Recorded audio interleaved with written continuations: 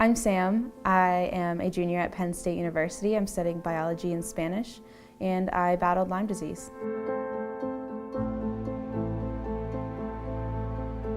I had been an avid track runner, soccer player, on the go always, and then there was one week where I got sick, had kind of flu-like symptoms, didn't think much of it, went back to school, and then in the months following I started getting fatigue, swollen, achy joints, and just something wasn't right. It was really frustrating trying to figure out what was wrong. I knew something was wrong, and I went to a couple of doctors that said it was all in my head, or I just had too much on my plate, or it was something else. And my mom was my advocate. She knew me sometimes better than I knew myself, that something just was not right, and we needed to keep pushing on to find what was wrong. I had always looked up to doctors. I'm an aspiring doctor myself, and I just thought they always had all the answers, that they were always right, that they always knew what to do. And it was really frustrating when they either didn't know or they gave me something that wasn't right, that didn't feel right to me. When we did express our concerns of Lyme disease to our doctor, they prescribed me doxycycline, and then the Western blot came back negative and I went off of it.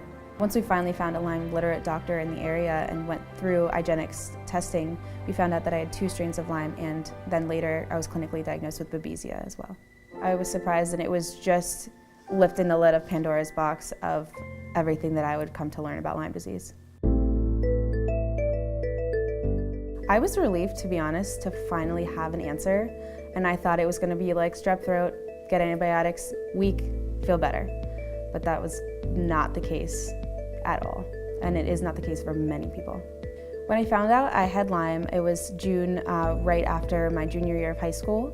I was going to my senior year. I was doing so many things. I had so many expectations, so many dreams and goals to do with my life, and I refused to let Lyme disease hold me back. When I was going through treatment, I had decided that I was just going to live my normal life. I was going to attain the goals that I wanted academically, athletically, socially, everything. And unfortunately, I had a kind of gradual decline of my health because I didn't really make it a huge priority. I thought it was just, I was going to take antibiotics, I was going to get better, and I was going to move on from Lyme disease and with the rest of my life.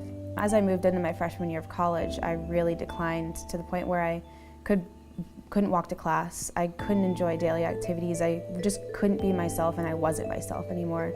I had to make the big decision with the help of my friends and family to move home from school for a semester and solely focus on my wellness, which I'm so grateful for the opportunity to have done that, because it had a good outcome, but it was the hardest decision that I made, and it was one of the darkest times in my life, being so alone and so sick. After a year and a half of taking antibiotics at a high dose every single day, it was wreaking more havoc on my body than it was leading me to wellness. So we decided to try hyperbaric oxygen therapy, which was a big leap because it was a lot of driving to the treatment, a lot of time at the treatment, and a lot of money.